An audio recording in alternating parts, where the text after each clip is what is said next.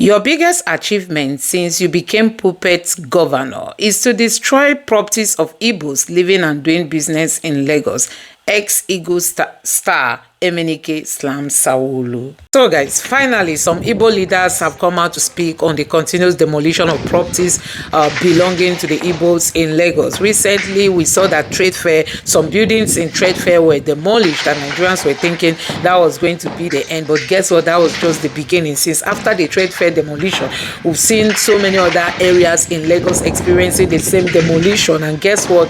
The occupants of these areas were saying that they were not even given notice. They suddenly saw that demolitions were happening. At the time, we saw articles on the social media where the Lagos government is saying they are not aware of the demolition, while people who came to demolish are claiming to be demolition for the government. So a whole lot of things have been going on.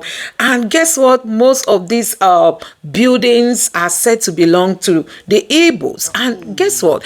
There were shops that were caught up in these demolitions. The owners of these shops were not allowed to take out even pins out of their shops. I mean, you need to see the level of damages that people suffered as a result of this demolition. The question remains, if these people have bought lands or they've built in wrong places, why not do it in a very understanding way? Give them notice. You don't just take someone unawares and you didn't inform the person and you expect the person not to cry out. Anyway guys, I'm not going back to those stories. I'm just here to tell you guys that the Igbo leaders have come out now to speak. They've sent a direct message to Tinubu's government over the continuous demolition of properties belonging to the Igbos. I tell you, people are losing millions and billions of naira, especially those who borrowed all these funds from the bank. Just tell me how they are going to be paying back, considering the economic situation we are in Nigeria today. Now, I'm going to allow you to take a look at what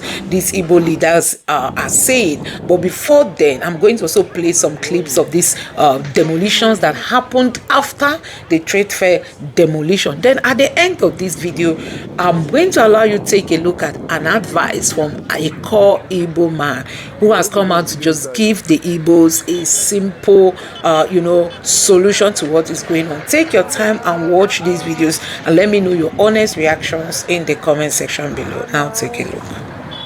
My people, you don't see them now. You don't see them now. See people, millions going down. Going down. As they're breaking this thing now, it will look like say they're pushing down sand block house. But this thing now for many years of suffering, many years of tearing. Both some of them are not even in Nigeria, some of them are abroad. All this house, all here from here reach or express, all of them are going down. Before you buy any property in Lagos, the thing to us, make sure that you do all the documentation. Don't be in a hurry. Rather let that money be with you. Don't be in a hurry. Nobody hurry you. It's better the money there in the bank for wasted. Because they say money in the bank is a waste. It's better use the money, go and do investment. Government investment. Like there are many of them. Mutual fund, the whole of thing. Then millions going down like this. You know how much that's going down here. You don't understand. You pain.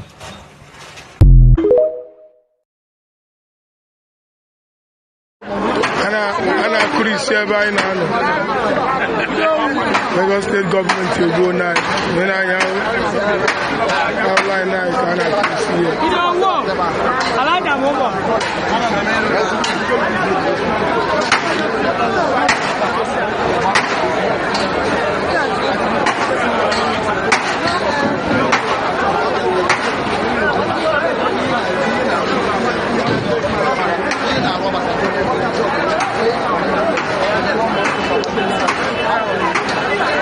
Igbo people should be careful and know the way they are buying house or building house in Lagos, because anything that you have in Lagos does not belong to you. It belongs to the government. Because one day government will come and claim it and demolish all those things. You don't have access. You can't do anything because you are not. Lagos is not your state. All these houses that you see here now, they are going down gradually. They are going down. Igbo people should know that Lagos is not their place. They should know how they are investing. I did not say they should not invest, but they should be careful. They should know what they are doing. All this thing now is their house and it's going down. May God have mercy. May God have mercy. I'm deeply worried about the wave of demolitions across Lagos. Last week, it was Trade Fair. This week, it is Mandala's Market. Right now, many plazas in Mandalas are being pulled down and hundreds of traders, a large number of them Igbo, are counting heavy losses. Families who depend on those businesses are now terrified and uncertain about tomorrow. When building fall and people lose everything overnight, we cannot pretend it is just bad luck. We must ask questions and demand answers. Governor Babajide Sanwo-Olu and the Lagos State government owe Lagosians and the affected traders a clear explanation. Why are these demolitions happening now? And why do they seem to hit markets where many Igbos trade? Are the processes fair? Were the traders given proper notice, compensation, or alternative arrangements? We need to know. This is about much more than land and bricks. It is about justice and respect. For decades, Ndi Igbo have contributed to Lagos economy with shops, services, and taxes. To see those contributions wiped away without fair process is painful and unjust. If there are laws being enforce them fairly and transparently. If there are redevelopment plans, communicate them openly, give proper notice, and provide fair compensation and relocation support. We will not be silent while people lose their means of living. We call on the Lagos State government to immediately halt all demolition in affected markets until independent reviews are completed. Publish the legal basis and permit documents for each demolition. Ensure fair compensation and temporary support for displaced traders. It was a black Saturday morning at 6th Avenue, Festac Town, Lagos, as dozens of Igbo traders watched their shops and goods destroyed by officials of Lagos State government. The demolition, which took place in the early hours of 11th October 2025, came without any prior notice or warning, leaving traders completely helpless. By the time traders arrived, bulldozers had already leveled their shops. Bags, cartons, and goods worth hundreds of millions of naira were scattered in the mud, mixed with broken iron and shattered dreams. Men, women, and young apprentices were seen crying, some kneeling on the ground in disbelief as they tried to pick what was left of their livelihood. What makes the incident even more painful is the lack of humanity behind it. The demolition happened suddenly without respect for due process or the rights of the affected traders.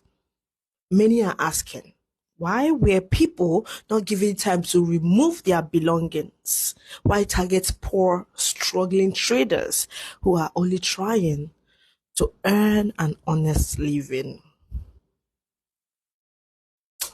Nigeria. To many observers, this is not just a demolition, it is an act of wickedness and a clear display of hostility against the Igbo community in Lagos. These traders are part of the backbone of Lagos's economy.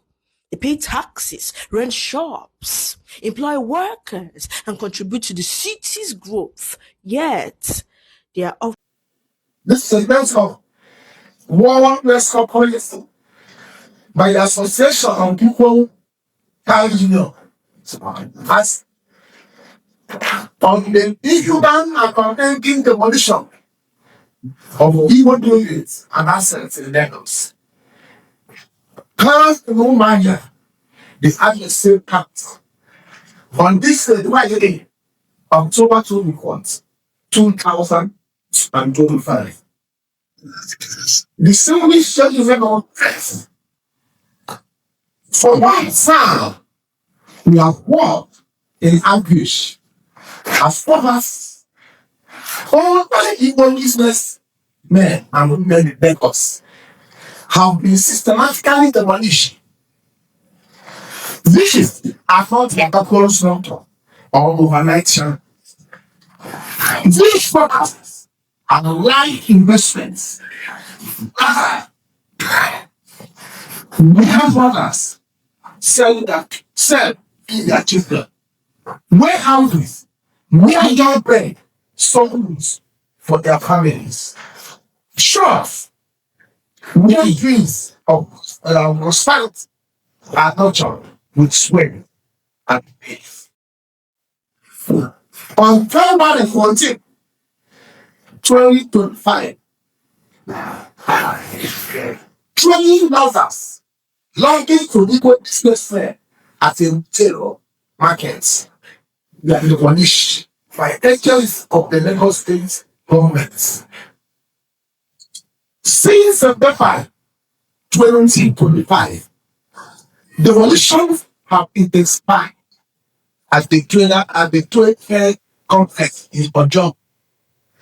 Women countless workers conduct their daily commerce. This demolition continue to release. Ethical ecologists and Lagos State has a duty to enforce planning laws, maintaining safety standards, and fair building products. We do is put the government's rights to ensure orderly urban development. Once these goals and what we categorically reject is the selective, discriminatory, and often extrajudicial manner in which these demolitions have been carried out. Many of the demolished property had funds papers issued by the very same Lagos State governments that later destroyed them. Owners who made their fees, who waited for some meetings and signatures, now stands amid ruins, asking one single question: why? But why? We are not disease we are given. They were often too big for meaningful legal responses. Where documentation was presented, it was dismissed or ignored. Where owners attempted to regularize conditions, they were met with bulldozers instead of bureaucrats. This is not law enforcement. This is the invasion of livelihood for credit. The destruction of legitimacy. Violation of constitutional guarantee that she protect Nigeria regardless of weakness. It is necessary to think about some papers weighing down every Igbo map. Our people call Nigeria, no doubt. Let no one touch this. Let no one twist our price for justice into guns for secession.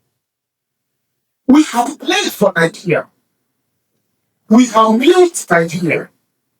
Is every part of this session, from Sokoto to Calabar, from Medukuri, Baghdad, you will find Igbo men and women who have invested not just their money, but their very lives into the Nigerian trade. We are traders in your markets, the manufacturers in your industrial estates. We are the teachers in your schools. We are the doctors in your hospitals. We are the engineers building your roofs and bridges. We are the artists that balance Nigeria nation. In fact, we are the able to speak, but just them together. Why others may see Nigeria as a collection of regions. We see it as one country, one economy, one shared destiny. That is why the global boss are only in Igbo land. That is why we spread it across every state. Building, investing, employing, and integrating. We marry your daughters and give you our sons. We stay your libraries and respect your customs. We celebrate Nigeria's diversity because we live every single day of our life. No other ethnic group here has so thoroughly embraced the idea of a unified Nigerian state through their actions, their investments, and their presence everywhere in Nigeria. Yet, we are consistently made to feel unwelcome. We are told we are too ambitious, that we are too industrious, that we are too nervous. Our success is celebrated rather than celebrated. Our vacancies become targets. Our investments become liabilities. And when we cry out, we are told we are troublemakers, that we are ungrateful, that we should go back where we came. I've seen Lagos. I've seen every part of Nigeria, for that man, is not understood. I've seen the Constitution does not guarantee every Nigerian the rights to decide and own what in any part of the village. The main truth that haunts our collective consciousness is that when a little one calls himself a Biafran today, it is not because he went for beginning of secession. No. It is because he goes to sleep feeling rejected. It is because they have made to feel that Nigeria does not match that Nigeria despite contribution, despite his sacrifices, despite his unwilling belief in what Nigeria, he is still considered an outsider. In fact, an outcast. The Biafran identity that you hear in some Igbo voice is not recognized in Nigeria. Never. It is not. It is a cry of pain from Nigerians who feel marginalized, who feel excluded, who feel that their citizenship is conditional, even worthless. Biafra is a phenomenon. Biafra is a phenomenon. To the extent to which an Igbo man feels the marginalization, to that extent, he is a Biafran. Therefore, I we are in this context, Biafrans, who want to cross. Let the world understand this. The Igbo man sees himself as a Biafran to the extent that he feels unwelcome in Nigeria, not because he inherently desires separation. He even traces into ethnic identity when national identity is tied to him. He speaks of Biafra when Nigeria speaks to you in the language of demolition, in the language of marginalization, in the language of dissolution. If Nigeria embrace her Igbo children today fully, if Nigeria protect their constitutional rights, if Nigeria will celebrate their bulldozer rather than bloodshed, you will find no more patriotic Nigerians than the Igbo. These revolutions in Lagos are not just about them. They are an assault on the very sponsor national building and national creation that our primary matters condition. How do you want Nigeria when citizens are afraid to invest outside their estate homeland? How will you student when the investment in other states become a liability rather than an asset?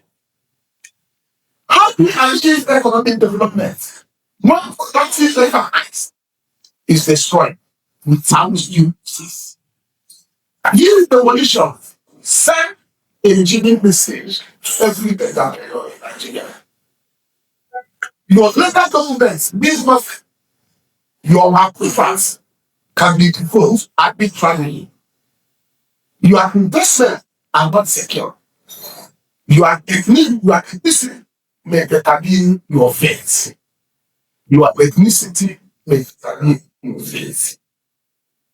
One of the claims located made by the officials from Lagos State government to justify this demolition is that the affected buildings were constructed on drainage canals, on drainage charges and canals. However, Senator Victor made himself a trained and experienced real estate professional, personally led it, set go of the demolition sites. However, his technical assistant, Senator who made the clear point that in his place we are completely false. As long as the demolition structure stood on any drainage, alignment, or canal, his findings have cast serious doubt on the integrity of the Lagos State government and its options. It's very sadly people have most probably that many of these demolished properties were built with permits, built with approvals, built with certificates issued by the Lagos State government itself. Think about the cruel irony of this. A man goes to government office, fills the post, pays the fees, waits for weeks or months for approval. Finally, he received the precious document, stamped and signed by government officials. He breathes a sigh of relief. He proceeds to invest his life savings.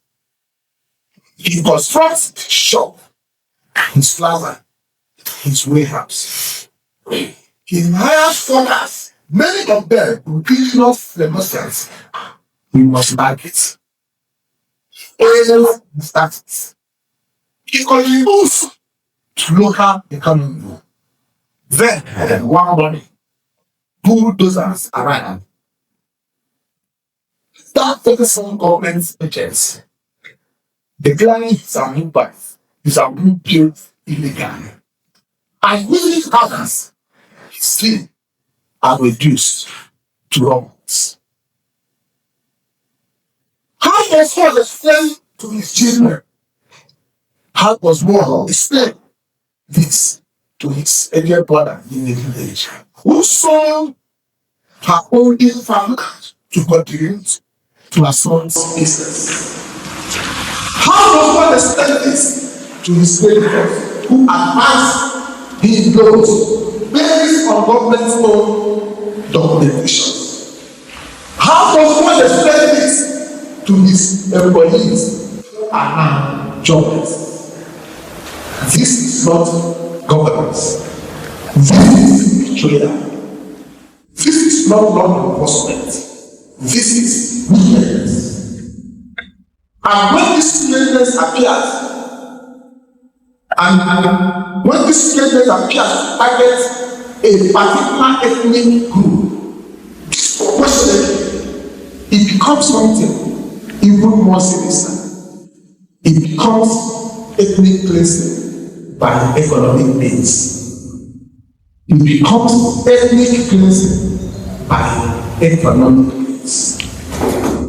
We have documented cases or case after case where Igbo property owners followed every legal requirement only to have their property demolished, while similar structures owned by others remain untouched. We have recorded instances where notices of demolition we have served so close to the actual demolition date that no meaningful legal response was sought. We have witnessed situations where property owners who attempted to present their documentation were turned away or ignored. We have seen fear in the eyes of the elderly traders who have lost everything they worked for over decades. This pain is real. This injustice is documented. It can no longer be ignored. ASEAN has formally petitioned to the United Nations Human Rights Council or petition to the African Commission on Human and People's Rights. We have also petitioned the ECOWAS Court of Justice. We have done this not because we lack faith in Nigerian institutions, but because those institutions have failed to respond adequately to our documented grievances. We have made two clear statements, engaged local authorities, sought dialogue at every level, yet the demolitions continue. The silence from federal authorities had been deafening. The indifference from those who should defend constitutional rights has been crushing. Today, we are establishing a property rights violation test that will serve as a comprehensive documentation and legal response center. This test will collect and collate verified data on every case of demolition affecting Igbo property owners in Lagos. Next, addresses, dates, documentation, approvals, notices given or not given, compensation offered or denied. We will provide legal representation to affected persons. We will analyze patterns of enforcement and mobilize in defense of Igbo property rights. We will prepare cases for Nigerian courts and, where necessary, for international tribunals. We call upon every affected property owner to come forward. Do not suffer in silence. Do not accept injustice as fate. Bring your documents. Get your approvals, get your receipts, your photographs, your witnesses. Let us build an undeniable record of what has happened here. Let us create a case so comprehensive, so well documented, so legally sound that it cannot be dismissed or ignored.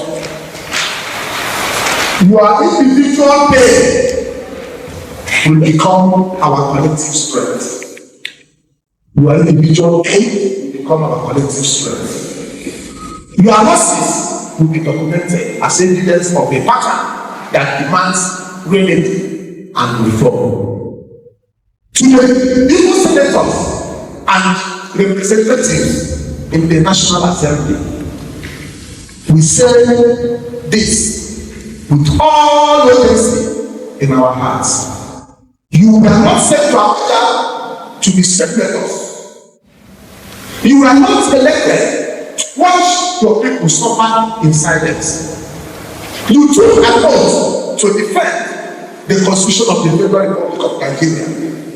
That Constitution guarantees property rights, equal protection, due process, and freedom from discrimination. Where these rights are violated, as they are being violated now, you must act.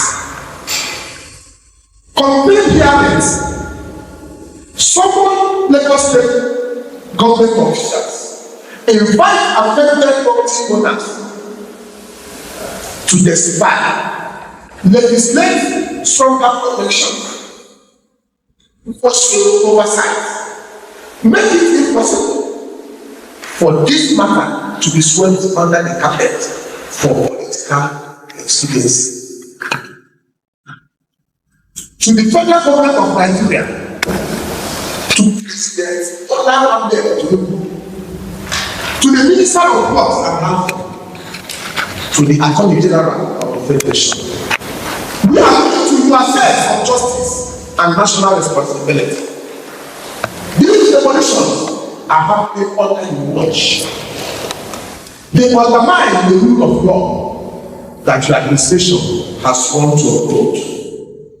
They threaten the economic confidence that Nigeria desperately needs to attract investment. They damage Nigeria's reputation internationally as a country where property rights are respected and ethnic discrimination is not tolerated. Issue clear directive to all state governments reminding them of constitutional limits on demolition powers and rights. Insisting on due process, transparency, and non-discrimination. To the government of Lagos State and Governor Babajide Sanwo-Olu, we demand in clear text: suspend this demolition immediately.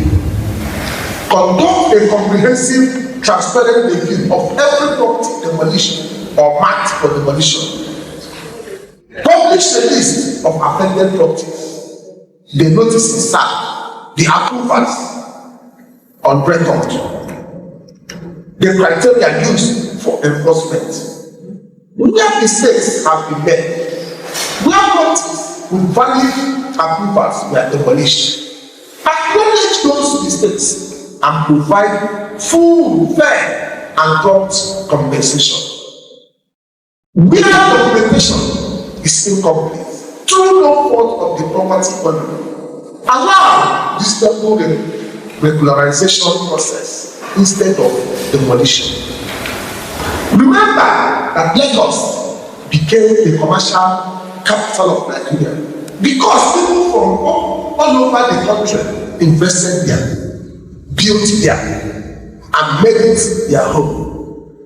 Igbo traders and businessmen are a major part of what makes Lagos prosperous today.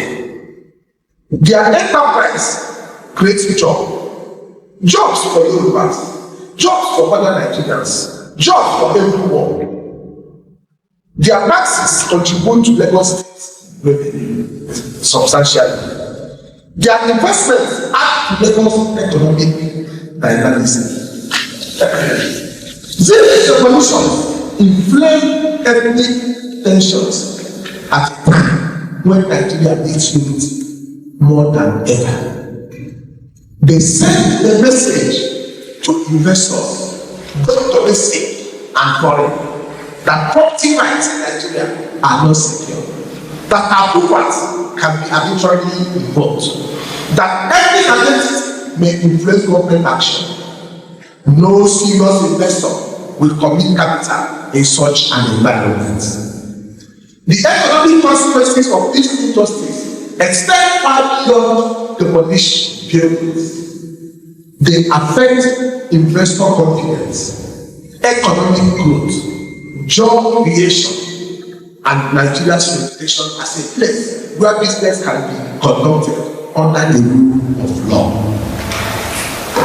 To our brothers and sisters across Nigeria who are not Igbo, we want you to imagine for a moment that this was happening to you. Imagine that you build a business in another state with all property approvals, and one day bulldozers arrive to destroy everything you have worked for. Imagine that when you look around, most of the demolished properties belong to people of your ethnicity, while similar structures owned by others remained standing. Imagine that you tried to seek justice but found a closed door. Sympathies cold and authorities indifferent. Would you not cry out? Would you not demand justice? Would you not question whether you were truly a full citizen of your own country? This is not an Igbo problem. This is not an Igbo problem. This is a Nigerian problem. Today, it is Igbo politics in Lagos.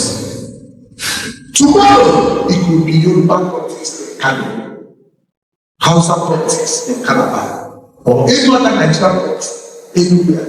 If we allow the principle to stand, that government can arbitrarily destroy legally and court, that every discrimination in enforcement is acceptable, that constitutional rights can be violated with impunity.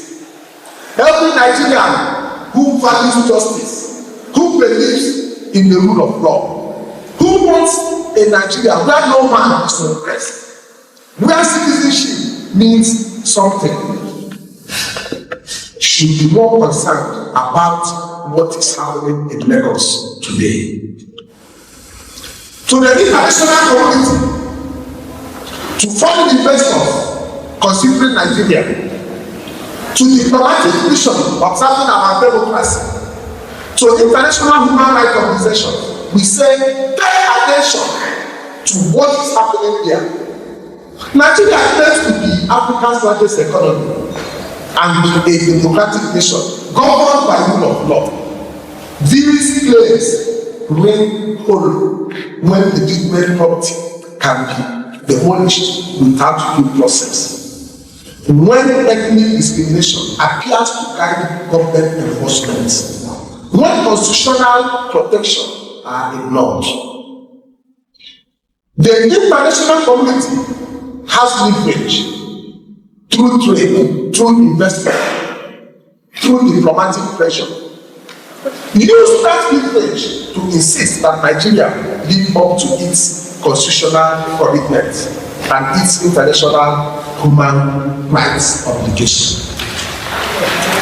To civil society organizations, human rights lawyers, activists, and defenders of justice, partner with us, join the property rights violation test, contribute to your expertise in documentation, legal strategy, and public advocacy. Help us shine light on these injustices. Help us build cases that cannot be dismissed.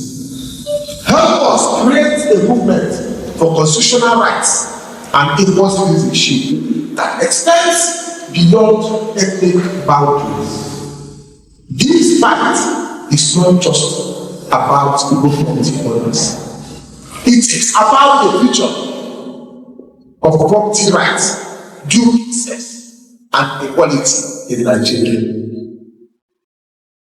To the Igbo business community, do not be discouraged.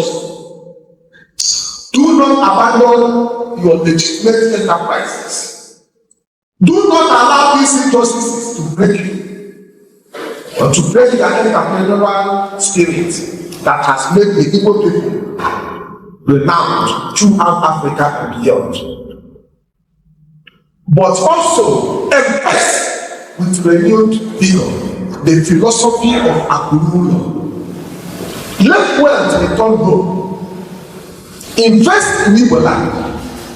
Build in Igbo land. Develop these industries in Abia, in Anambra, in Ebonyi, in Enugu, and Igbo states. Make our homeland an economic powerhouse. So strong, so prosperous, so industrialized that it becomes the foundation of strength from which we engage Nigeria and the world on terms of confidence, not vulnerability. Akulu is not about retreat or secession. It is about building from a position of strength.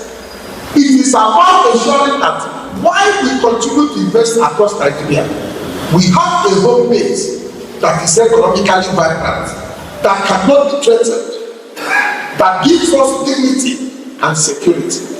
It is about making people now so attractive for investment that people from all over Nigeria will want to come, invest, and live here, just as we have done in Lagos and everywhere else in Nigeria. That is true nation building.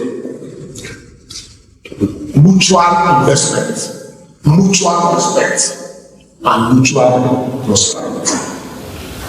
Lagos has blessed directly the youth of people life. Those who are frustrated, those who are angry, those who feel that Nigeria has rejected them, we understand your pain. We feel it too, but we want you. Do not allow bitterness to drive you to violence or destructive actions. Channel your anger into constructive organizing. Document injustices. Pursue legal remedies. Build businesses. Acquire education. Develop skills. Become so excellent, so indispensable, so valuable that Nigeria cannot ignore you. Yes. The best response to those who want to marginalize us is not to withdraw, but to become so successful that our presence cannot be denied, our contributions cannot be dismissed, and our rights cannot be violated without consequences. To the Nigerian media, we appeal to your professional commitment to truth. We appeal to your professional commitment to truth as you are all watching. Investigate these demolitions. Visit the affected sites. Interview team owners. Examine the document. Compare the official explanations with the facts on ground. Look at patterns, which properties are demolished, which properties are demolished, and which are spared. Look at the procedures. Which one has received adequate notice and opportunities, and which did not. Do not simply report government press releases. Do not simply report government press releases. Do the hard work of investigative journalism. Tell the human stories behind the statistics. Show Nigeria and the world what is really happening in Lagos. We want to say something about the Yoruba of Lagos because we do not want this issue to be misunderstood as ethnic conflict between the Igbos and the Yoruba. This is not and must not become an inter-ethnic dispute. Many Yoruba people are appalled by these revolutions. Many Yoruba friends have reached out to express solidarity. Many Yoruba professionals, lawyers, journalists, activists have spoken out against the injustice. We acknowledge and appreciate this. Our quarrel is not with the Yoruba people. Our quarrel is with unjust government policy. Our quarrel is unjust government policy, with discriminatory enforcement, with violation of constitutional rights. We call on progressive Yoruba leaders to join us in demanding justice, not because we are Igbos, but because this is wrong. The relationship between the Igbo and Yoruba has been one of defining features of Nigerian history. Sometimes it is competitive, sometimes competitive, but it's always deeply intertwined. We must not allow this demolition issue to poison and demolish that relationship. We must work together to ensure that Lagos remains what it has always been, Nigeria's most cosmopolitan city. A place where talent and enterprise from all over the country can flourish. A model of what Nigeria can be when we embrace our diversity rather than organize it. Nigeria is dying slowly from the cancer of ethnic discrimination, selective justice, constitutional violation, and erosion of trust between citizens and government. These demolitions are symptoms of that disease. If we do not address the root causes, if we do not insist on equal citizenship, rule of law, due process, and respect for constitutional rights, Nigeria will continue to fracture. The center will no longer hold, and we will all lose the Nigerian dream that our independent generation envisioned. The Igbo people have never asked for special privileges in Nigeria. We have only asked for what the Constitution promises every citizen: equal protection under law, security of property, due process, freedom from discrimination, and the right to live and invest anywhere in the federation. Is that too much to ask? Is this an unreasonable demand? If these basic constitutional rights cannot be guaranteed, then what does Nigeria's citizenship mean? Let us conclude with this appeal to every Nigerian of conscience, to every leader who values justice, every citizen who believes in Nigerian project. These demolitions must stop. The pattern of selective enforcement must end. Constitutional rights must be respected. Property owners who have valid approvals must be compensated.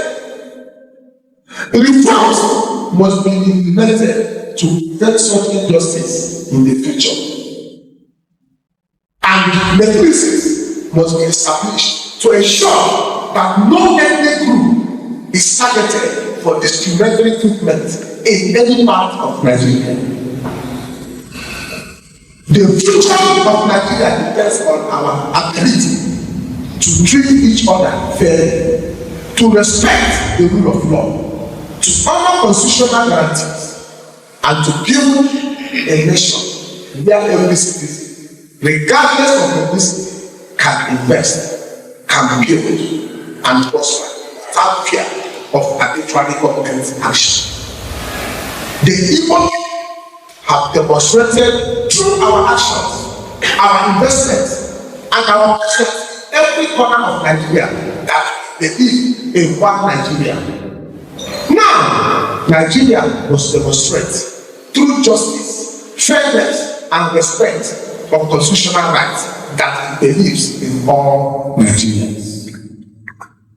To every Igbo person who has lost property in these demolitions, as it sees you, we hear your pain. We will fight for your justice.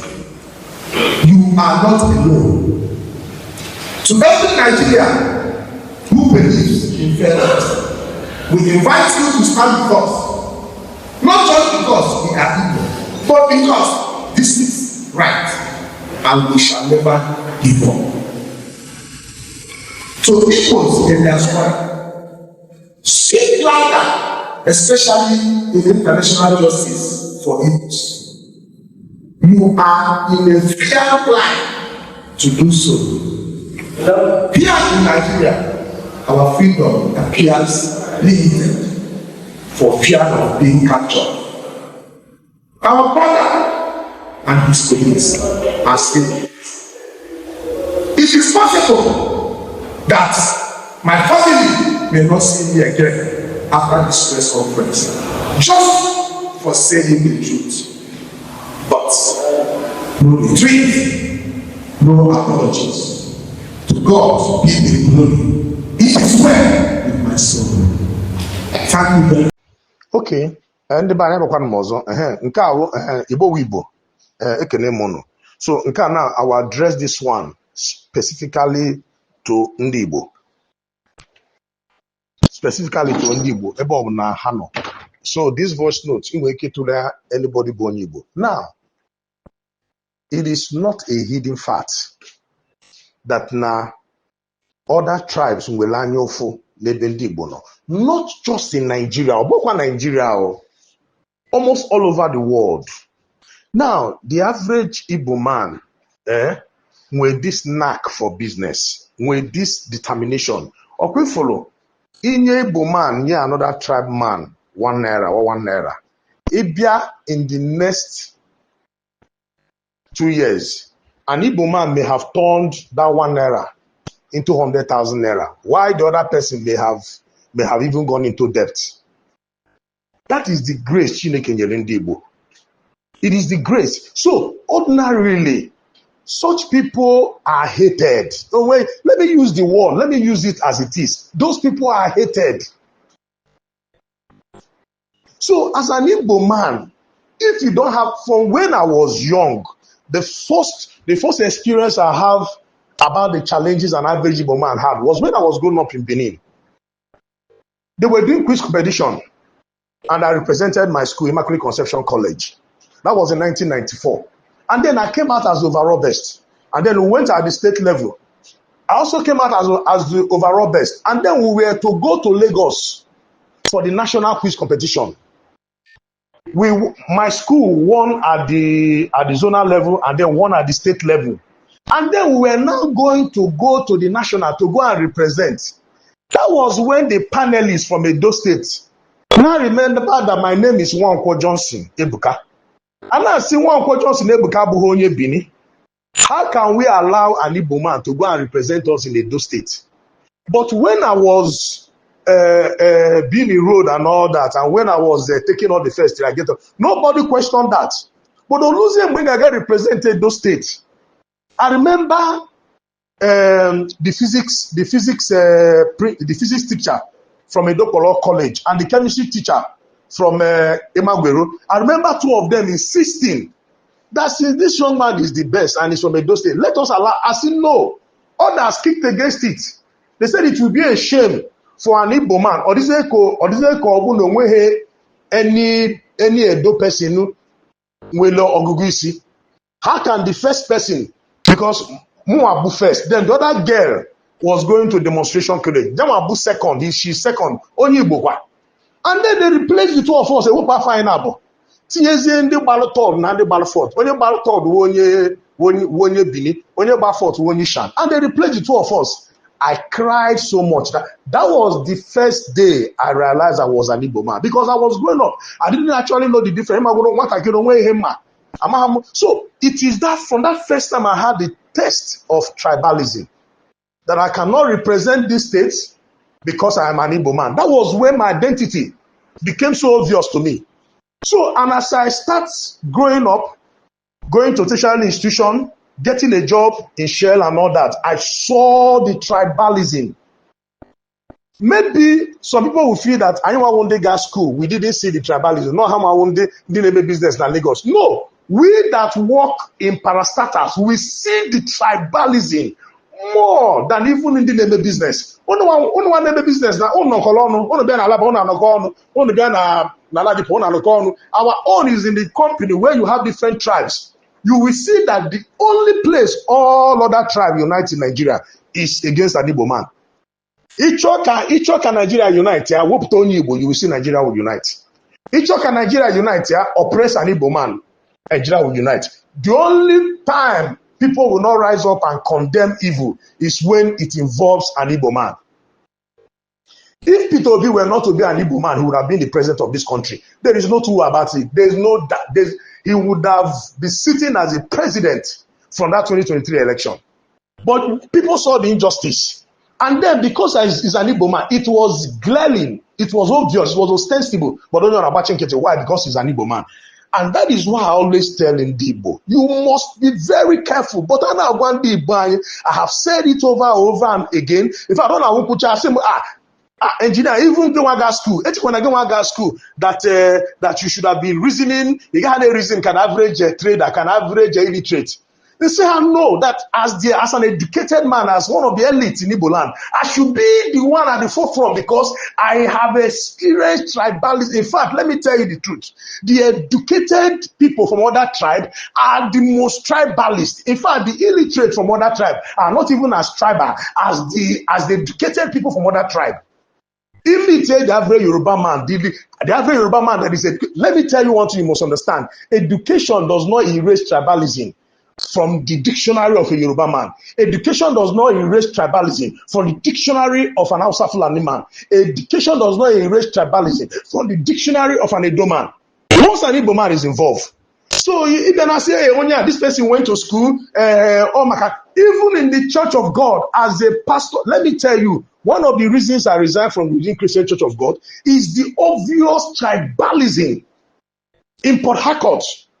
In such a way that an Igbo man cannot get to a particular, anyway, some parishes an Igbo man cannot head. One is a lucrative parish, one is a big parish. An Igbo man cannot head it. It is a decision that has been taken, and they made it very clear to us that Igbo man cannot be trusted. Like even Port Harcourt now, place like King's Palace, place like Jesus House, place like Grace Chapel. An Igbo man have never been the provincial pastor there, have never been the area pastor there, have never been the parish pastor there. Because they believe that these are the biggest branches in Port Harcourt, so the biggest parishes. And why are they doing that? Because he's an Igbo man. Even when you go to churches that are being owned by Yoruba people, you will see the level of tribalism. Sometimes it's not just tribalism, you will see the level of hatred. I don't know why Igbo still believe that one day you will be loved in this country. Let me tell you, once you are hated, you are hated. And you don't need to offend an enemy for an enemy to hate you. There are people who just hate you because of your tribe. There are people who don't like you because of where you come from.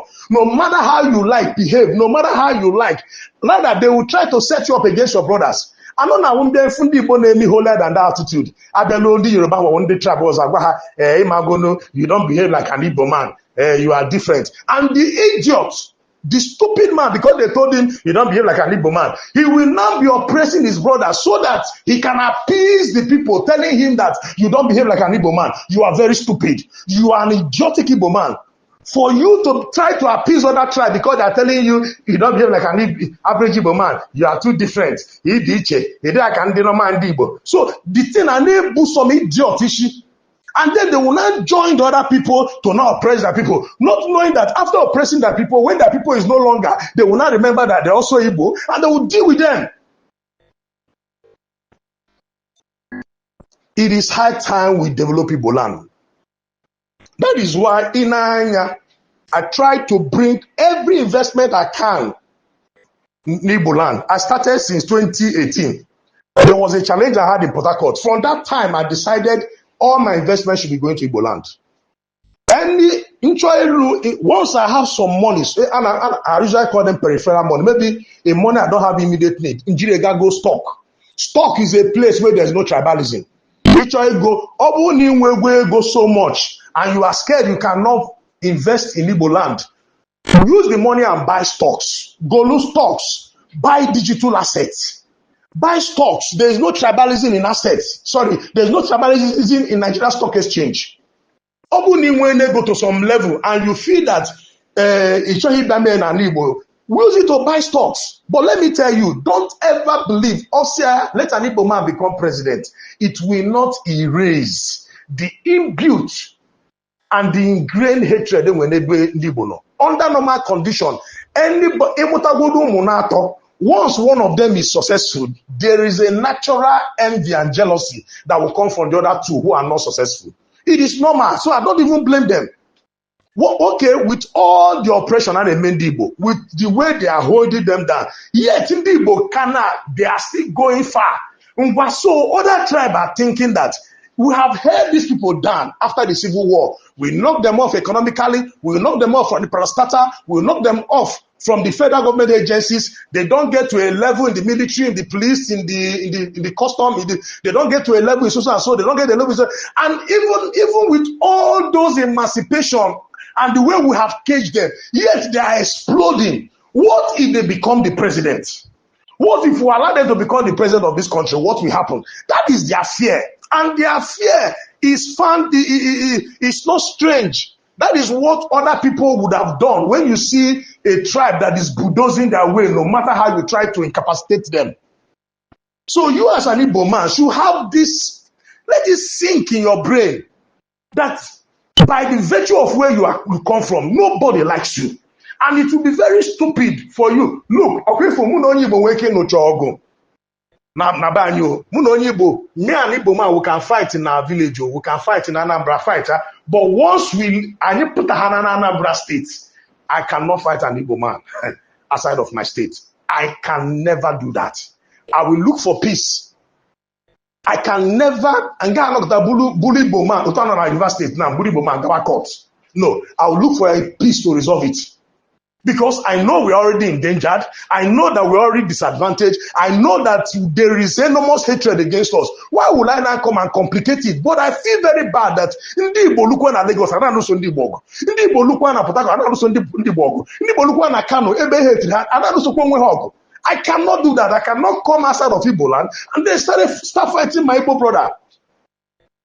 Please, it is high time we start thinking home. nnamdi kanu. So many people have been saying it, but in the Banya Dano.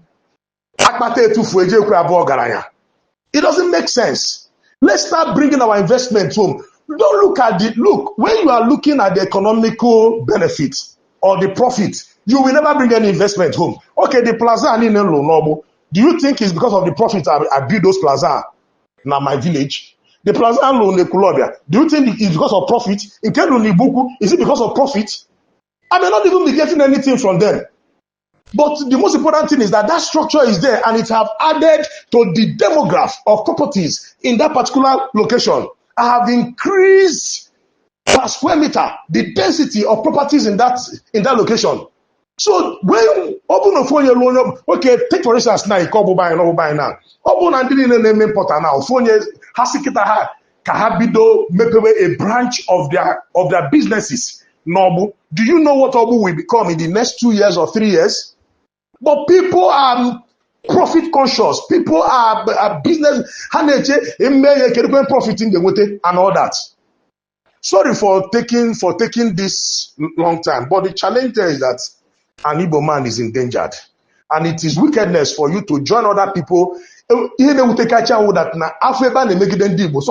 will even be the first to start condemning Igbo without even getting the evidence. I say Igbo are too pompous, Igbo are too arrogant, Igbo are attacking their host, Igbo are mocking their host. And then let me tell you the truth. If the Igbos are united, even if they make mistake, of course, human being, the proof of our humanity is mistakes. We make mistakes. There are some things we may not do well. But when people stand with you in your trying moment, even your oppressors, we think twice. But when your oppressor is able to divide you, when your oppressor is even you are even the one taking the cane and the whip from your oppressor to whip your brother, your oppressor will now be emboldened and encouraged more to unleash the worst of wickedness on your brother. Let us stop being the first to attack our brothers. No matter if you start. No. First of all, start to defend your people that this thing is wrong. Blame the government first before you now start blaming your people. But the most important thing, bunata your property back home. That is the best. No any profit or the profit. Bunata ono. So guys, you have seen it for yourself. These are some of the reactions I really want us to take a look at, because many people are saying that the Lagos government is just taking the people for granted, you know. And recently, some people were saying that the Chinese government has warned its people not to invest in Lagos State because of the way the Lagos State is taking over properties and all that. So Lagos trying to scare the Igbos will not only scare the Igbos only, they will equally scare other investors. You can imagine if the Igbos should leave Lagos and you know, other people, other foreigners should just leave Lagos and the Igbos leave Lagos. You know what will become of Lagos? I mean, you know what will become of Lagos? So the Igbos are there doing business, helping to develop the environment. I think it's something that every reasonable person should applaud, that an Igbo man is not selective. Now, if you want the Igbos to go, simple and short, Tinubu is planning to spend more money on ports in Lagos. Why not give Igbo seaports?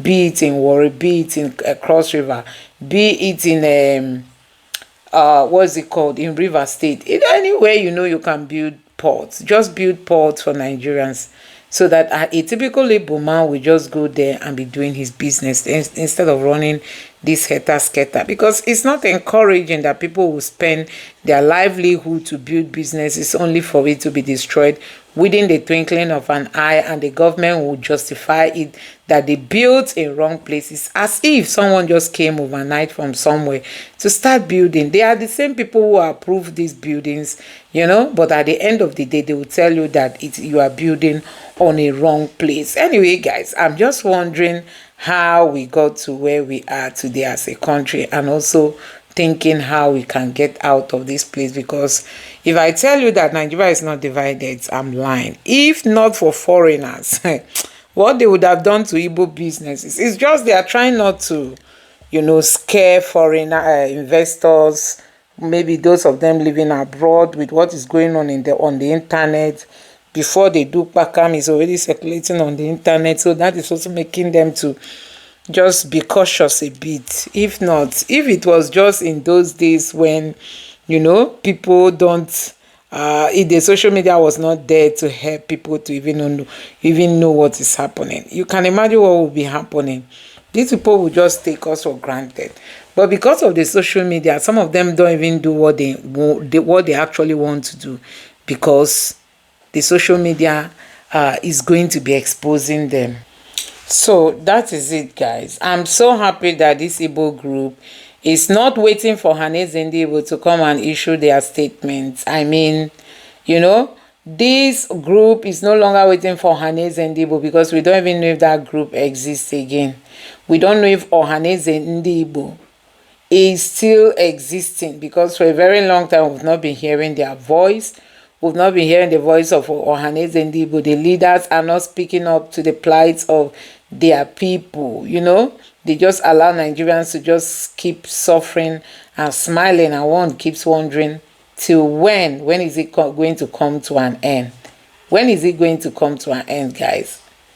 You can imagine all this. So, guys, I'm just going to allow you drop your thoughts in the comment section below. But honestly, it's really, really so sad that the Igbos have got to go through all this. If you don't want the Igbos, please just give us seaports, give us airports, just make life easy for us, and you'll see that Nigerians are going to be happy, especially the Igbos.